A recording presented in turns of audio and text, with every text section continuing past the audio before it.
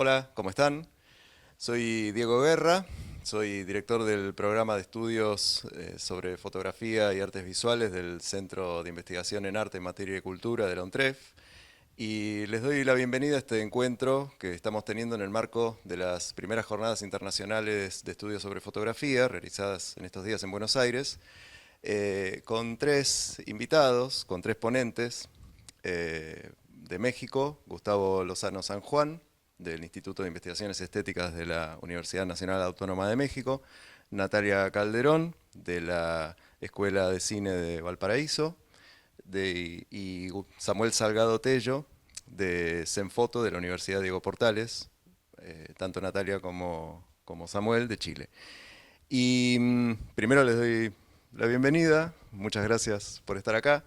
Y queríamos establecer un diálogo con ustedes tres, aprovechando su visita, eh, en parte como un extra, una actividad extra a partir de las jornadas que estuvimos realizando en estos días, y que es lo que los trajo acá, para conversar algunos aspectos en común que podemos encontrar entre los trabajos de investigación entre ustedes tres, que por lo demás son bastante diferentes. Y por ahí quería eh, establecer algunos lineamientos y algunas cuestiones que de pronto atraviesan a los tres trabajos. Les quería preguntar, en el caso tuyo, Gustavo, vos has presentado una propuesta de ponencia relacionada con el uso de inteligencia artificial en la catalogación de archivos y algunos problemas y ventajas metodológicas que se desprenden del uso de esa tecnología. Y me interesaba, en primer lugar, preguntarte por ahí qué problemas te encontraste en el trabajo concreto con algunos archivos, sobre todo en relación con algunos aspectos que señalás de esa metodología, que es, por ejemplo, el modo en que la inteligencia artificial, si bien puede acelerar y hacer mucho más eficientes ciertos procesos, puede también perpetuar algunas categorías estigmatizantes o estereotipos, por ejemplo de tipo racial, que vienen un poco con el dispositivo fotográfico y con los archivos históricos que uno analiza, y que de pronto pueden perpetuarse sin que uno se dé cuenta en el uso de ciertas tecnologías, que inevitablemente son clasificatorias y es fácil que caigan en eso. Y en relación con eso quería por ahí primero relacionar los trabajos de los tres y después nos ponemos a charlar. En el caso de Natalia, vos presentaste un trabajo con una impronta teórica muy fuerte en torno a la noción de fenómeno técnica que Tomás de Bachelard, entre otros, y analizás el aparato fotográfico, el dispositivo fotográfico desde esa perspectiva. Y también me interesaba por ahí preguntarte qué, también, qué problemas te encontraste en el análisis de algún corpus desde esa perspectiva, que es, además, entiendo lo que viniste a presentar a las jornadas. Y en el caso de Samuel también, como vos presentaste también un trabajo sobre la fotografía en la prensa ilustrada chilena en los inicios de la modernidad, también quería preguntarte de pronto que, en relación con lo que también trabaja Natalia sobre la fotografía como aparato ligado a la ciencia y a los imaginarios de los científicos, bueno, obviamente eso tiene mucha relación y muchos temas para trabajar en relación con esa emergencia de la fotografía en los primeros tiempos de la modernidad, y también, para ligarlo con lo de Gustavo, qué categorías perpetúa, qué se pone en circulación en esa interacción entre fotografía y texto en un periodo de la historia tan particular. Bueno, así que le cedo la palabra a quien quiera empezar. No tiene que ser en el orden que lo dije, pero como quieran. ¿Quieren arrancar?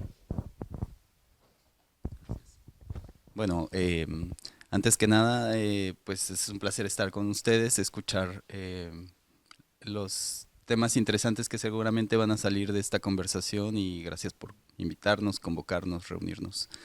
Sí, en el trabajo que yo presento es más una propuesta experimental. Es como explorar si esta herramienta computacional nos sirve para el trabajo archivístico que tenemos por delante y que es inmenso. Los archivos fotográficos son muy grandes, compuestos de decenas o cientos de miles de imágenes y presentando un reto fuerte para el trabajo humano, digamos, ¿no? Por un lado, por el volumen, la cantidad, y también porque no tenemos tan desarrollado, al menos en México, me parece que en general en Latinoamérica, las metodologías archivísticas aplicadas a lo fotográfico.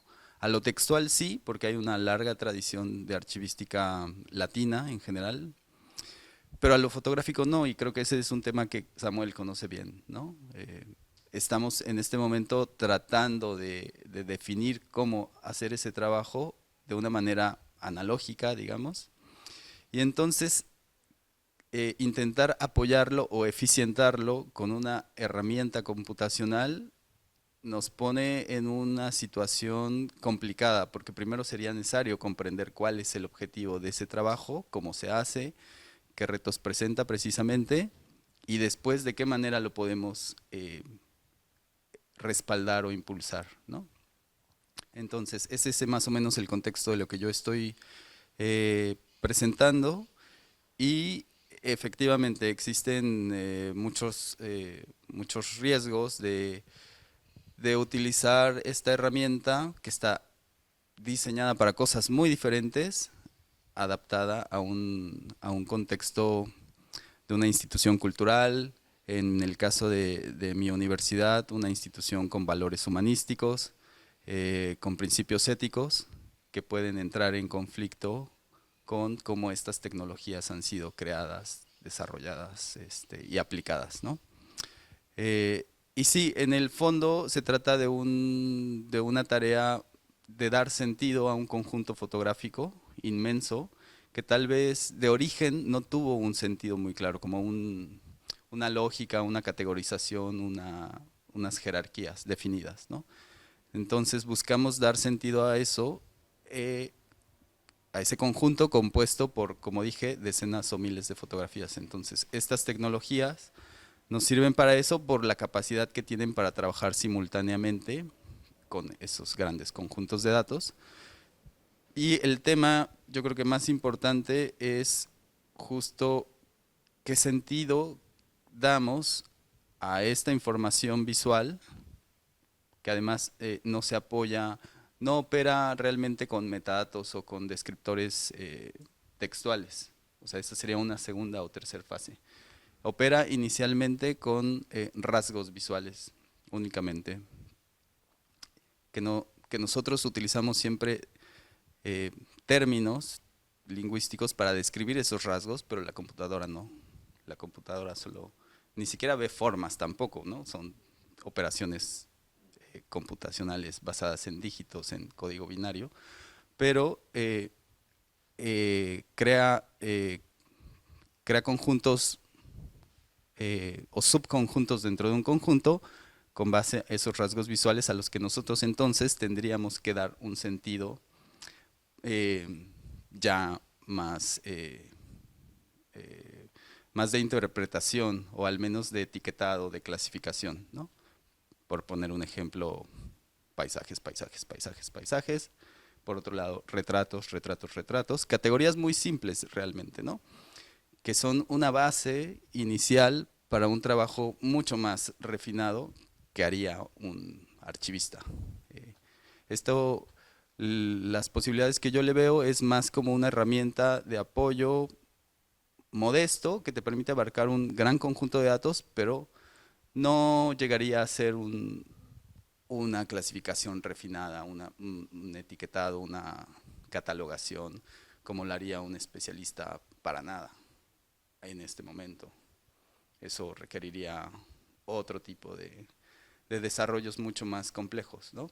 Entonces, también por el lado de los aspectos éticos, quizá es pensar en cómo, cómo el trabajo archivístico, que muchas veces no se ve, no se valora, no se comprende, pero está ahí y es lo que hace posible que los investigadores se acerquen, encuentren cosas que les son útiles y entonces desarrollen una argumentación más amplia, más profunda, cómo ese trabajo se vería modificado por una herramienta que si no lo automatiza completamente, lo, lo debería al menos impulsar o eficientar, pero eficientar, ¿qué sería en este contexto, no? Eh, no es un trabajo técnico únicamente, es un trabajo intelectual de crear sentido en un corpus, que después ese sentido va a dirigir por donde llegamos a los temas que ahí se presentan. Entonces, eh, a mí me parece que con los temas que los tres trabajamos se relaciona porque la fotografía de prensa, que es el tema que Samuel trabaja, presenta ahora, es uno de los, digamos que de los orígenes en los que se desarrolla un volumen muy grande de fotografías por la dinámica de la prensa, ¿no? Depende de los tiempos, quizá en el siglo XIX todavía no tanto, pero en el siglo XX todos los días se creaban miles de fotografías para aparecer en los diarios y eso hace que se formen colecciones inmensas, ¿no? Que solo sería posible trabajar quizá con este tipo de herramientas, por un lado. Y por otro lado, quizá en la relación con el trabajo de Natalia sería pues esa otra interpretación que ya solo es posible de manera humana, no sé cómo decirlo, pero porque la computadora va a ser algo muy básico a lo que nosotros tenemos que agregar capas, ¿no? De complejidad, de interpretación, de refinamiento. Entonces, lo dejo ahí porque yo quiero escuchar lo que tienen por decir. Gracias. Bueno, con respecto, yo creo que bueno, una de las cosas interesantes como para hacer una especie de puente con lo que acabas de comentar, una de las, el tema de la fotografía científica es un tema muy amplio, pero lo, en este momento lo voy a separar como en dos aspectos. Y uno de ellos es que me di cuenta, analizando un poco los textos que hablan, donde los científicos hablan sobre fotografía científica, y cómo esta emerge en un contexto, de alguna manera se produce una ruptura, ¿no? En términos de que antes la representación científica pasaba por el dibujo y de pronto aparece una máquina, ¿no? A la cual se le delega el registro, pero también la visualización. Entonces podríamos decir que tú estás hablando también de software que son capaces de alguna manera leer, ¿verdad? En vez del ojo humano, ¿no? ¿Verdad? Sino que hay una delegación de la observación de estas imágenes en corpus, en tu caso gigantes, ¿verdad? De información. Y yo diría que la fotografía en ciencias emerge presentando ese problema, ¿no? Por primera vez podríamos decir que la observación se delega a una máquina, ¿no? La observación científica. Y esto tiene como consecuencia primera, yo diría, una especie de desconfianza en el ojo humano, ¿no? Entonces muchos textos de científicos empiezan en esta especie de incertidumbre porque antes la observación era el paradigma, el ojo del científico, del naturalista que venía, ¿verdad? Por ejemplo, a Latinoamérica, y era el ojo, su visualidad, el ir, el viajar, el observar las especies, ¿verdad? Lo que determinaba de alguna manera sus conocimientos, efectivamente todo el recorrido y la experiencia, lo que determinaba una buena descripción de un fenómeno. Y por lo tanto, cuando aparece esta cámara, de alguna manera eso entra en crisis, ¿no? Y se empieza a desconfiar del ojo. Y entonces empieza toda esta discusión de quién, ya, el ojo, quién ve mejor, ¿no? Por ejemplo, un eclipse, ¿no? Que son fenómenos que son efímeros. Y por lo tanto hay que estar muy atento para captar bien el fenómeno. O sea, las primeras observaciones eran dibujando, ¿no? Es decir, estoy mirando, dura un tiempo muy determinado el eclipse y tengo que dibujar, ¿verdad? Bajo una presión no menor de la cual dan cuenta los científicos.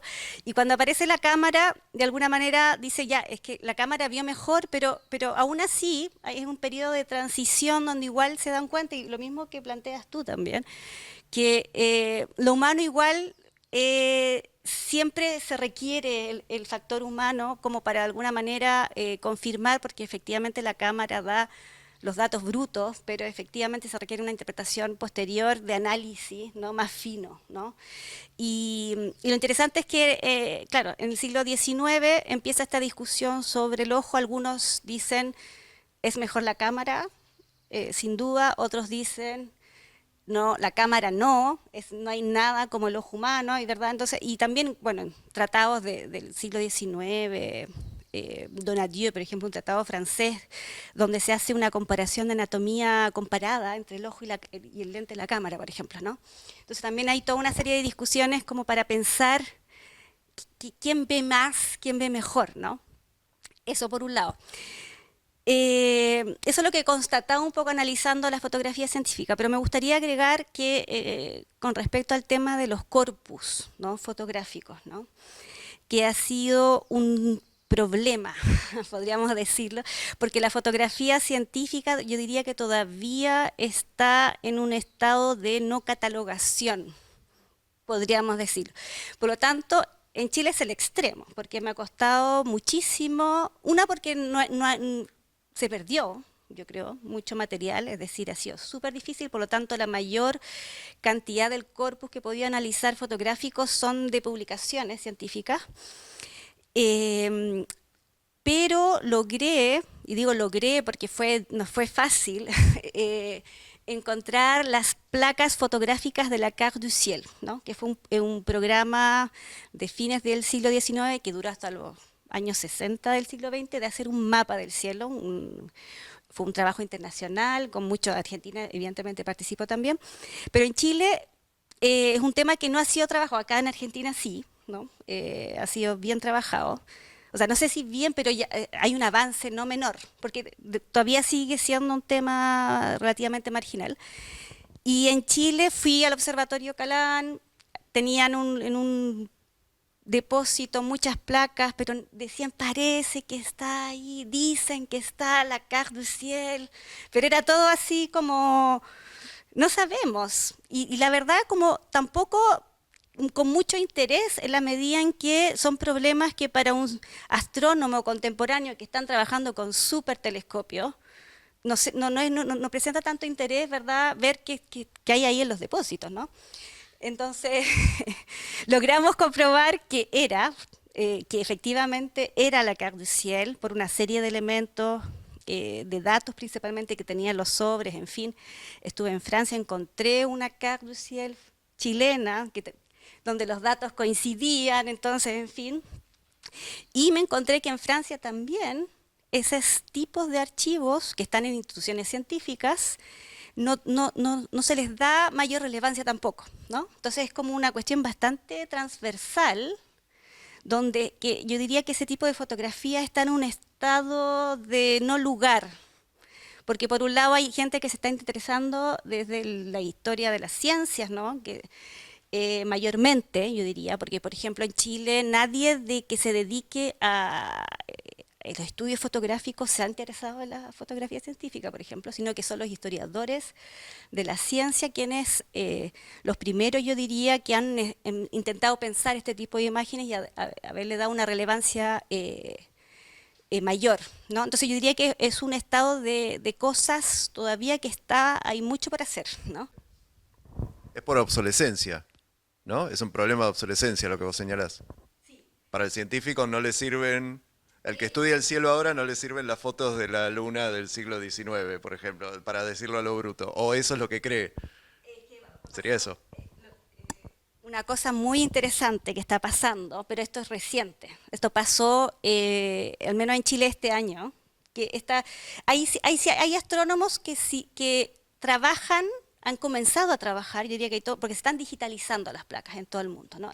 Un fenómeno que está ocurriendo, donde científicos están diciendo, saben que en realidad esas placas pueden ser interesantes porque todavía quizás hay data ahí, ¿no?, que nos puede servir para comparar los cielos de hoy con los cielos de hace 100 años, ¿no? Y en Chile, y por eso todavía he tenido mucha dificultad en analizar y poder acceder realmente a esas placas de la Carte du Ciel, porque los chinos aparecieron y ellos ofrecieron al Observatorio Calán, que en Santiago, digitalizar todas las placas fotográficas que tienen. Entonces, mandaron unas cajas especiales, en fin, toda una estrategia increíble, y por lo tanto el 95% de las placas ya se enviaron a China, Normalmente las van a mandar de vuelta también, es como las digitalizan con unos escáneres increíbles, en fin, y van a venir de vuelta y al parecer van a crear una especie de repertorio en línea, consultable, abierto, al parecer, eso es como eh, lo que está ocurriendo. Entonces, recientemente sí hay un interés por esas placas que estoy hablando de principios del siglo XX, 1912 por ahí, ¿no? Entonces yo estoy esperando que gran parte de esas placas vuelvan, ese es mi estado de situación actualmente, para poder realmente realizar ahí un trabajo. Estamos planificando una exposición también en Chile con el Museo Interactivo de Astronomía que hay, en fin, entonces estamos pensando hacer todo un trabajo, pero fue dificultoso acceder a ese tipo, o sea, encontrar ese tipo de material porque es lo único que he encontrado de fotografía científica en Chile. Todo lo demás son publicaciones, una que otra imagen suelta, fotografía ya impresa de época, pero en general, al parecer, eso se perdió.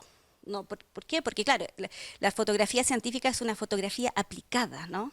De laboratorio que tiene, normalmente se la consideraba como algo que es un registro de un trabajo de laboratorio, pero la relevancia está en la experiencia científica y esto es un simple registro, ¿no? Y lo que pienso de alguna manera es que por el contrario, y ahí el concepto de fenómeno técnica que tú mencionabas hace un rato, ¿no?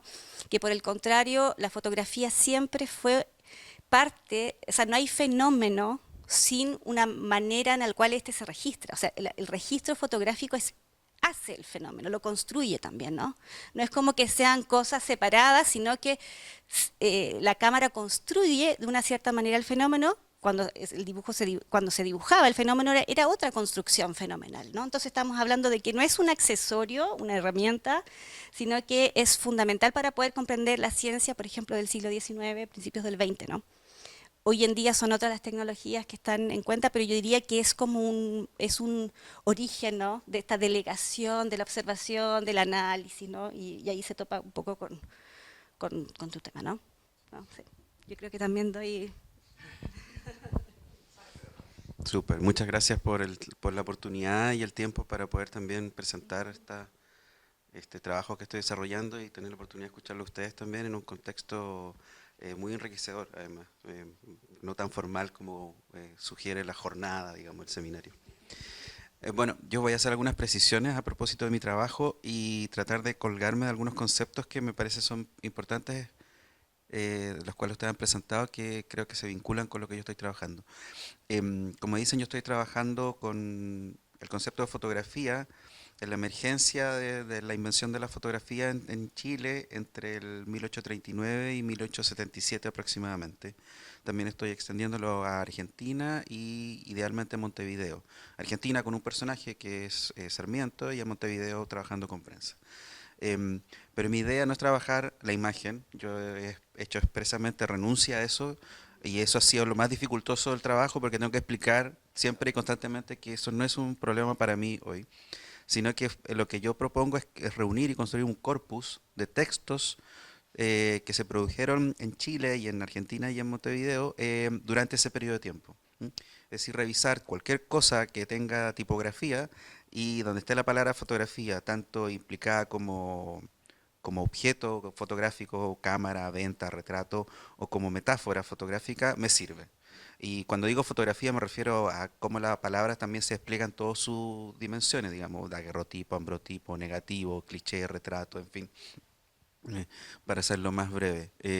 Entonces, haciendo este trabajo de investigación me he encontrado con que al menos durante estos pequeños 40 años puedo configurar una dimensión de cómo la fotografía se introduce textualmente a un contexto de producción de modernidad tardía, lenta o desfasada, en fin, o fuera de lugar, en fin, como ahí ese concepto está todavía trabajándose. En términos de primero hay diría una transmisión directa, o sea, en la medida que los artículos se van produciendo en la prensa, los diarios nacionales los van reproduciendo tal cual, sin un comentario anexo ni nada, sino que si en Montevideo se habla de daguerrotipo, en Chile el diario principal lo publica. Pero posteriormente, hacia ya la década del 40, la mitad de ese periodo, he logrado encontrar que efectivamente, a pesar de que hay como un interregno donde no hay información, eh, aparece súbitamente una vorágine de actividad fotográfica en los diarios, donde los fotógrafos y la fotografía está presente con novedades, con comercio, con lo que implica, digamos, un mecanismo, una máquina de reproducción en términos comerciales, porque la fotografía se instala así, inicialmente está instalada así. Em, y ahí, bueno, la palabra fotografía ya comienza a utilizarse no solamente como sustantivo, sino que está como metáfora, como verbo, se explican cosas. eh, Cuando se habla de una novela, por ejemplo, se habla que las personas en la novela están daguerrotipiadas como la realidad, en fin, la palabra entra a ser usada como una forma de explicar. Pero también convive esto con ciertos problemas de no entender el aparato, porque, por ejemplo, a comienzos del periodo fotográfico se envía desde Francia al que era en ese entonces el principal establecimiento educacional de Chile, el Instituto Nacional, una cámara de agarrotipo con todos sus elementos y bueno, en la correspondencia dice que viene además con un manual y en su traslado al parecer y trabajo en Valparaíso la gente del puerto la destruye o la maltrata y la gente, los sabios del Instituto Nacional no entienden bien cómo usar esto. Y no lo entienden bien porque no tienen un catálogo que les explique cómo esta cosa funciona. Entonces la fotografía tenía que ser explicada y narrada y descrita. Y luego me voy encontrando con que existen momentos donde la fotografía comienza en Chile, comienza a tener una narrativa histórica, se comienza a aplicar históricamente en qué minuto llegó, cómo se trajo, aparecen los primeros mitos, los errores, las imprecisiones, y que se mantienen hasta el presente, digamos. O sea, se instala en el 19 un relato a propósito de la fotografía que sigue siendo sostenido hasta el día de hoy, de que la fotografía llegó a través de una fragata, de escuela, en fin. Y eso no es real, no ocurrió así, eso ya está probado y qué sé yo. Pero también me fui encontrando con Sarmiento, por ejemplo, que en Chile, cuando está exiliado en un contexto de generar un proyecto de bibliotecas públicas, comienza a traducir libros del francés que son estos libros que vulgarizaban el conocimiento, que lo daban a conocer masivamente, y, y en una colección de libros que hablan de los elementos de la modernidad, bueno, Sarmiento recoge uno de esos volúmenes y traduce tres conceptos: el telégrafo, el otro no recuerdo cuál es ahora, y la fotografía. Y bueno, y él traduce un completo estudio e informe sobre que explica básicamente todo lo que es la fotografía hacia 1854. Hay una existencia donde se explica un poco qué es materialmente una foto, o sea, cómo se hace una fotografía, cuáles son sus soportes, qué elementos químicos influyen ahí. Se habla un poco de la óptica y Sarmiento también se hace cargo de explicar, traduciendo el texto, cuáles vendrían siendo sus posibles manifestaciones en el ámbito cultural del periodo, digamos. Lo interesante tal vez es que eh, Sarmiento no solamente traduce, sino que pone su parte. Entonces él incorpora ciertas reflexiones a un texto que les dice que es una traducción, pero si tú los comparas te das cuenta que Sarmiento concluye cosas que no están en el texto original y que son cosas favorables a la fotografía, de un sujeto que tenía un planteamiento sobre la foto distinto dependiendo del contexto. Sobre la pintura tiene una opinión, sobre la educación tiene otra opinión, pero aquí tiene una opinión muy favorable sobre eso. Lo interesante es que un tiempo después ese mismo texto es tomado por un chileno que se olvida de nombrar a Sarmiento, incorpora nueva bibliografía y lo cuenta todo esto de nuevo. Entonces estamos en un fenómeno donde la fotografía está siendo constantemente explicada técnicamente y su implicancia y quiénes la producen, qué sé yo. Y una vez concluido ese como fenómeno ya donde la foto está introducida, en los 60, en 1800, la década del 60 del siglo XIX, donde ya hay poesías que hacen referencia a la fotografía, del hastío que sienten sobre la fotografía, hablan de que es una enfermedad que está contaminándolo todo, porque está en todos lados metida. Entonces aparece y descubrí una dimensión que no me lo esperaba, que es que a la década del 70 comienza a aparecer un cierto tipo de literatura que nosotros hoy día lo denominamos ciencia ficción, pero se habla de novela ficción. Y son dos pequeñas novelas, uno de un señor Talman y la otra de Saint Paul, que ellos viajan a distintos lugares, uno viaja al futuro y el otro viaja a Júpiter, y donde se encuentran con fenómenos fotográficos. Se explican el futuro o la modernidad en términos fotográficos porque la fotografía es el elemento principal del futuro. Benjamin Talman, su novela se llama Sobre el espejo, a partir del espejo, y es el nombre de un periódico, de hecho, que él logra traducir y leer, donde se explican distintas cosas, y él va contando este futuro, que es 1974 más o menos, y donde la fotografía es un elemento fundamental. O sea, habla de la fotografía en términos de movimiento. Las fotografías ya no son fijas, sino que duran 10 segundos. Él no usa el concepto de cine, pero está hablando de una... Claro, el mismo concepto, el GIF, vendría siendo un GIF.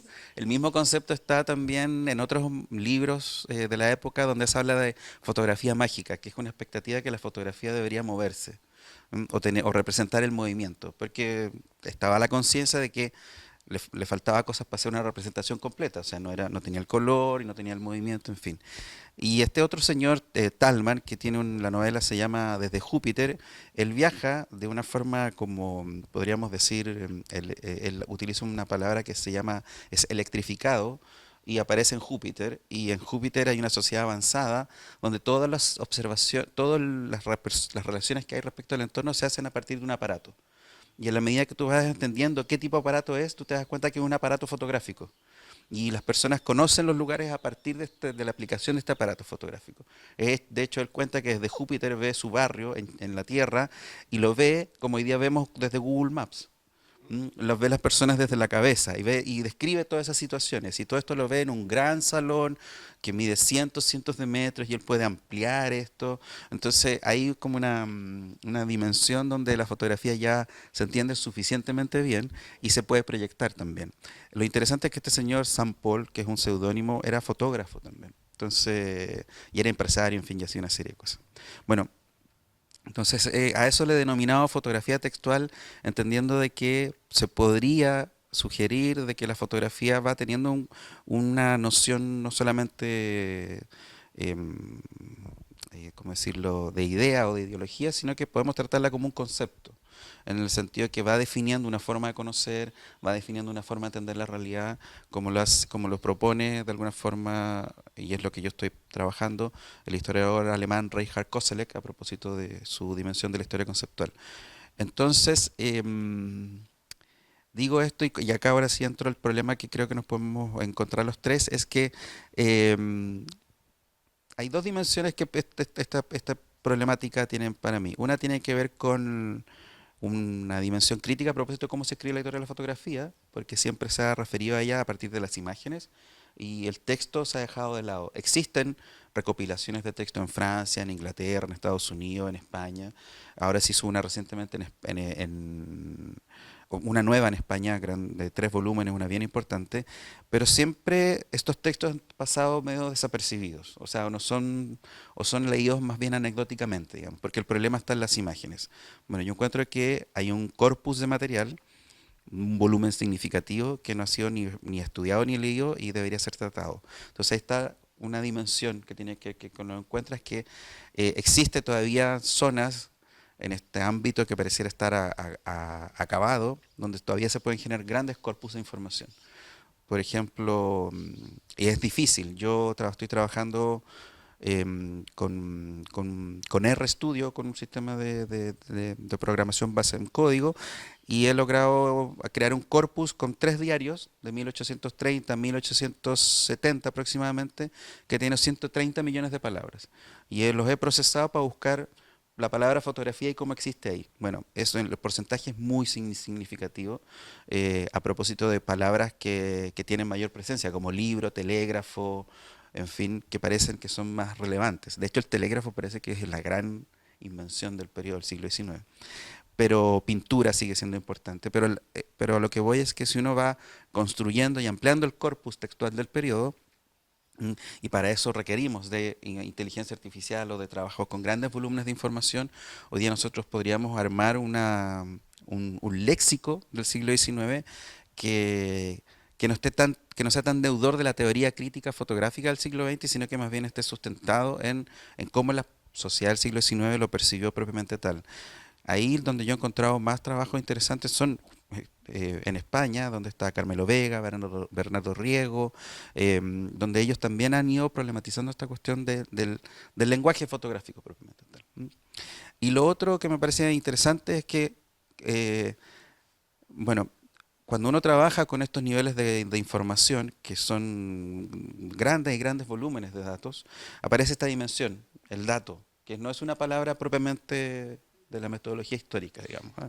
Fuente, huella, en fin, todas esas palabras que son como bien metafóricas, pero dato es un problema de otro orden, porque implica un procesamiento, el dato tiene metadatos, el dato está previamente descrito, en fin, y cuando tú el dato, en este caso una palabra, fotografía, la trazas en un tiempo prolongado, junto con otros tipos de documentos que generalmente no se leen en conjunto. Entonces, claro, vas estableciendo un nodo o una red de cómo esta palabra y esta configuración de conceptos se va comportando en el siglo XIX. ¿Mm? Yo propongo trabajar con este periodo particularmente para Chile porque después del 77, que es el año que se publica la última novela, bueno, tenemos un ciclo de guerra y concluida la guerra del Salitre, del Pacífico, eh, la industria editorial es mucho más grande. Efectivamente ahí la ilustración se convierte en un problema, la imagen está expresada en las revistas, pero sin embargo hay ilustración en este periodo anterior, que es una ilustración científica, que surge en las revistas que se llaman de los anales, anales de ciencia, cultura y literatura, donde, por ejemplo, los fotógrafos, en el caso específico de Chile, los anales era una publicación de la Universidad de Chile, y hace un recuento de todos los libros que se depositan en la Biblioteca Nacional. Entonces los fotógrafos depositaban fotos en la Biblioteca Nacional, lo que te da una idea también de que la foto no era una imagen, sino que era un dato, una información que tenía que quedar depositada como libro y como tal. Y también ahí están las fotografías aplicadas, ¿m?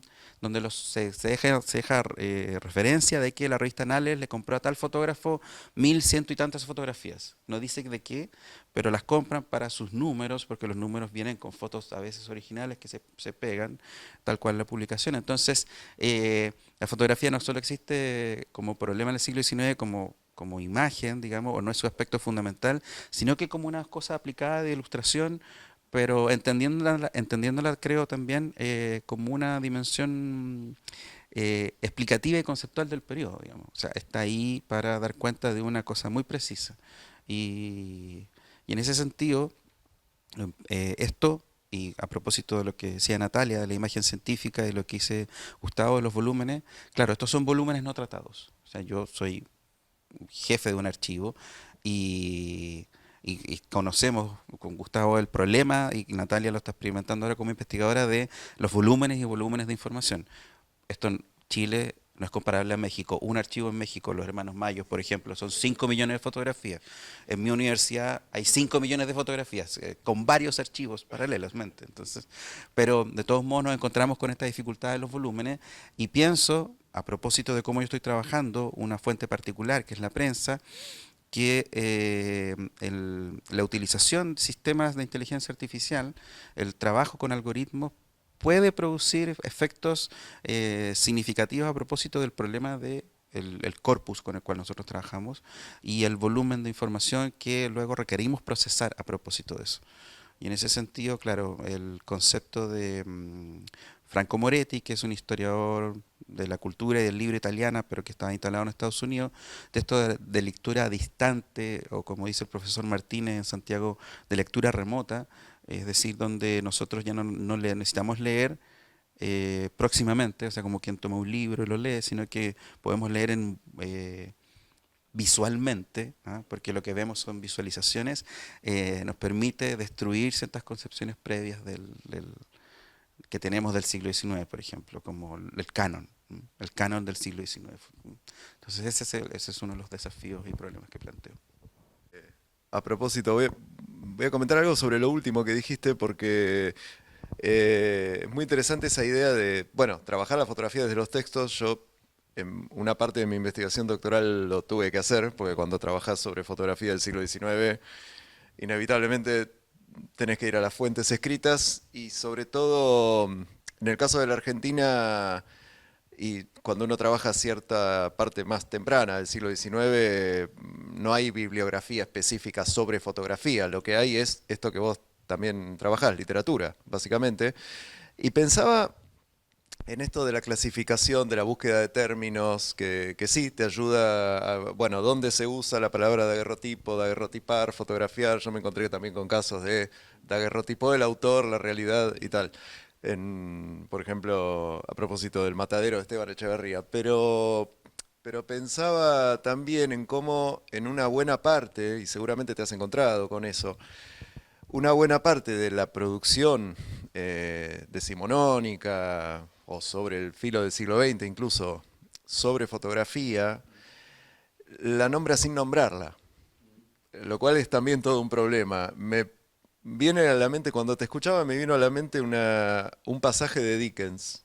Incluso la nombra sin nombrarla, anticipándola. En Oliver Twist, de Dickens, hay un diálogo que cuando lo leí me quedé que es que en Oliver Twist, sí, en Oliver Twist el huérfano protagonista cae en una casa, lo recogen de la calle desmayado, lo llevan a una casa burguesa de un niño que vive en la calle. Bueno, le dan de comer, lo cuidan y él se queda fascinado viendo algo que nunca había visto, que es un retrato pintado de una mujer. Y se queda fascinado, una mujer muy hermosa. Después resulta que hay una relación que no conoce con ese retrato. Y la señora anciana que lo está cuidando se da cuenta de lo arrobado que él se quedó con ese retrato, un chico de la calle que nunca había visto una pintura, y le dice, cito de memoria el pasaje, la señora dice, los retratos siempre embellecen a las damas. Si alguien inventara una máquina para hacer retratos, no tendría nada que hacer. Y esto lo escribe Dickens en los primeros meses de 1838. Cuando no había ninguna noticia pública, ni de Daguerre, ni de Fox Talbot, ni de ninguno, pero obviamente estaba en proceso inventar esa máquina que para la literatura de la generación de Dickens no tiene nada que aportar. Entonces, y yo también en algún momento de mi trabajo doctoral me puse a trabajar con ese tipo de búsqueda de fuentes que tácitamente están interpelando alguna parte del imaginario fotográfico sin hablar de fotografía, incluso ya inventada y en desarrollo de la fotografía. Había algo que pensaba también mientras te escuchaba, que es que, como bien decías, la fotografía no es una imagen sino un dato, y como tal muchas veces es invisibilizada como fuente. Es decir, se habla de imágenes sin nombrarlas porque se las da por sentadas. Entonces hablando de Sarmiento, cuando Leopoldo Lugones, y estamos hablando de 1911, o sea, ya, cuando Leopoldo Lugones publica su biografía de Sarmiento, dice una serie de cosas acerca de cómo murió Sarmiento, que uno se da cuenta de que obviamente está hablando de la famosa foto de Sarmiento muerto en su silla de trabajo, junto a su escritorio. Lugones nunca se molesta en mencionar ni esa ni ninguna otra fotografía de Sarmiento, y es obvio que vio que está basándose en esas fotos. O cuando compara, por ejemplo, la iconografía de Sarmiento con su verdadero rostro. Obviamente está remitiéndose como fuente a la fotografía, pero nunca menciona ninguna fotografía. Sí habla de pinturas, esculturas, bustos, etc.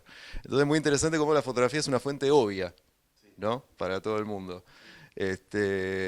Y ahí pensaba, para enlazarlo con lo que dijeron Gustavo y Natalia, porque lo fotográfico es un paradigma, ¿no? Lo fotográfico, y diría lo tecnológico, es un paradigma. Y pensaba, cuando la escuchaba a Natalia, sobre esto de que la fotografía y el ojo, bueno, obviamente el clásico de Benjamin de la naturaleza le habla al ojo de una manera distinta como le habla a la cámara, pero eso que en el siglo XX es la base del extrañamiento poético de la fotografía, es decir, gracias a eso podemos hacer arte con la cámara, porque no es lo mismo ver que fotografiar.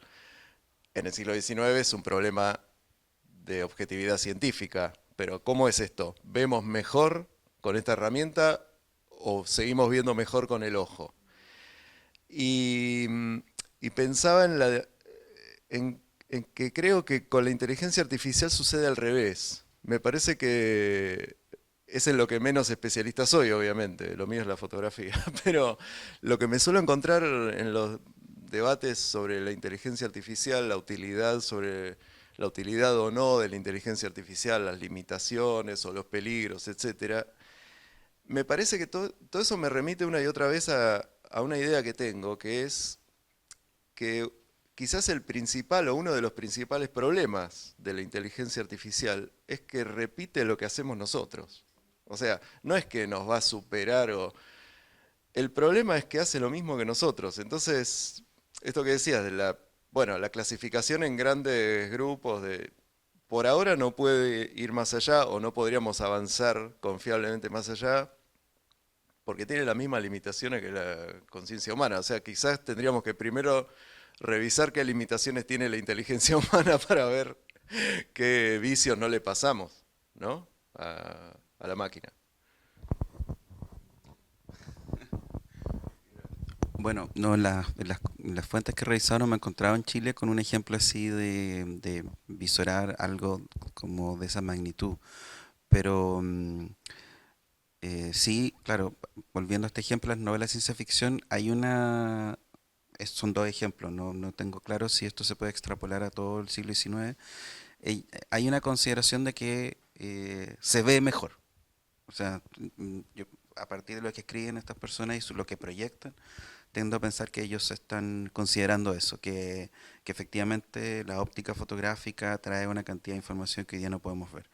O sea, esto que Benjamin dice en la pequeña historia de la fotografía a propósito de estas fotos que son columnas, pero que son microfotografías, está en el ejemplo de Saint Paul, donde las fotografías se van ampliando, esta dimensión de que uno va, que es lo que tú decías, ¿cierto? Que la cámara ve de una forma y el ojo ve de otra forma, entonces la cámara es inconsciente y aquí y es el ojo el que despierta eso, pero el ojo ve mejor porque hay una máquina que vio mejor, o sea, vio más, digamos.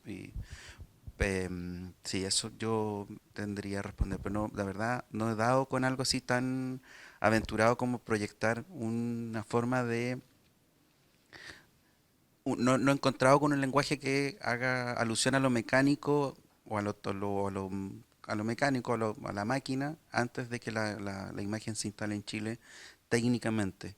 Eh, claro, no. He encontrado ciertas relaciones, pero son relaciones de quien habla a propósito de cómo conviven dos fenómenos lumínicos.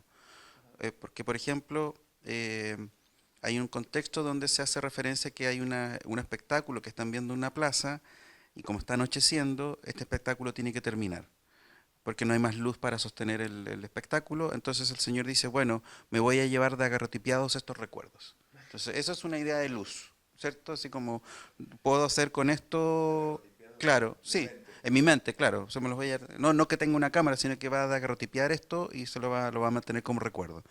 A propósito de un fenómeno natural de la luz que no le permite lo otro. Y en una novela de Alberto Blesgana, Martín Rivas, también ocurre lo mismo. Está viendo en un retrato de quién va a ser su amada y el hermano de esta amada, Amanda creo que se llama la mujer, él saca la palmaria, ¿cierto? Donde está la vela bueno, y desaparece el retrato.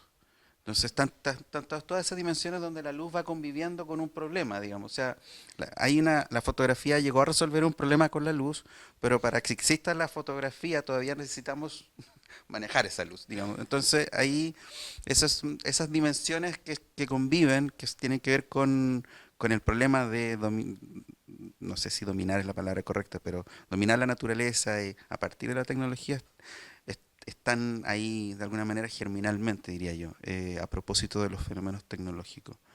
Em, sí, eso, sí. No, yo no sé, por mi parte. Sí, bueno, yo tampoco es que pueda ahora conectar con lo que han dicho, pero me parece una excelente invitación para conocer más de sus trabajos, porque sí que hay muchos temas en común. Eh, Me parecía que el que tú habías dicho de trabajar sobre la fotografía, pero no desde lo visual, es muy similar a cómo la inteligencia artificial trabaja la fotografía, pero no sobre lo visual también, sino sobre la información binaria numérica, ¿no? Quizá por una especie de agotamiento de la mirada visual desde lo humano hacia lo fotográfico, o simplemente por por las capacidades que nos da las tecnologías computacionales. Tú también te apoyas mucho en eso, ¿no? Y eso configura lo que decía Natalia, de cómo esta máquina, la inteligencia artificial, la computadora, crea un fenómeno al estudiar el producto de esa otra máquina, la cámara fotográfica. Y cómo no deberíamos de pasar por como transparente estos procesos, sino nosotros que sí tenemos esa capacidad, hacer críticas sobre ellos, cuestionarlos, ver para qué nos sirven y para qué no. Y ese es un largo camino que tenemos. También lo que decías de cómo, me parece que era, bueno, muy cerca de la invención de la fotografía, Sarmiento la describía, pues prácticamente supongo que en ese momento, sin mucha experiencia todavía, o quizás sí, no lo sé, pero es lo que estamos haciendo nosotros también con la inteligencia artificial, ¿no?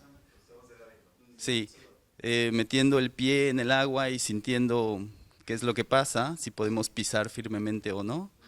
Entonces, es muy pronto, creo, para esto que estamos discutiendo, pero sumamente interesante.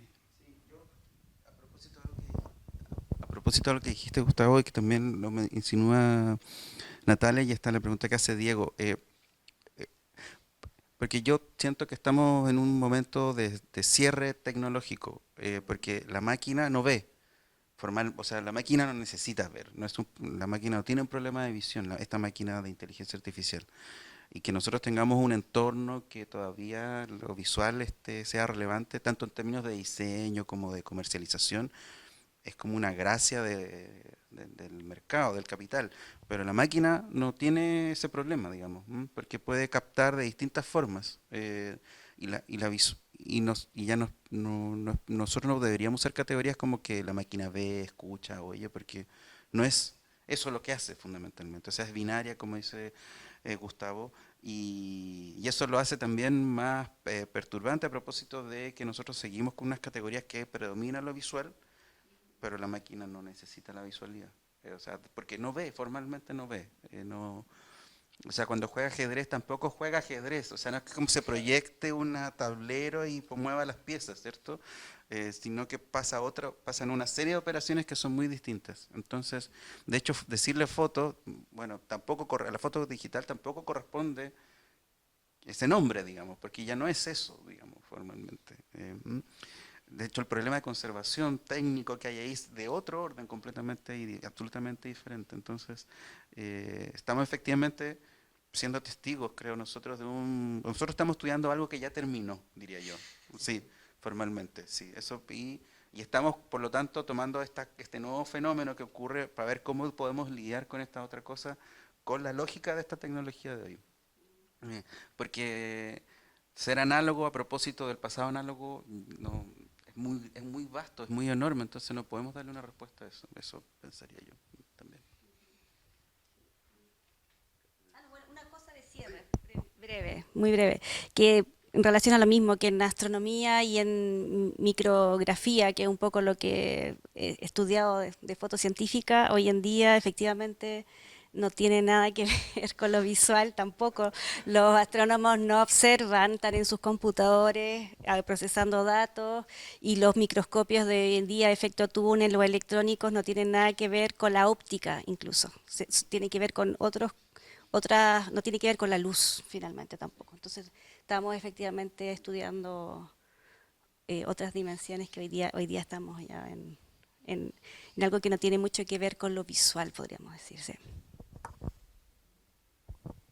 Por eso tu abstract hablaba de algo así como la visión más allá de lo humano o algo así, exactamente. Bueno, les agradecemos muchísimo nuevamente su presencia acá. Ha sido un placer tener este encuentro, no pensado, pero tremendamente fructífero. Y bueno, gracias.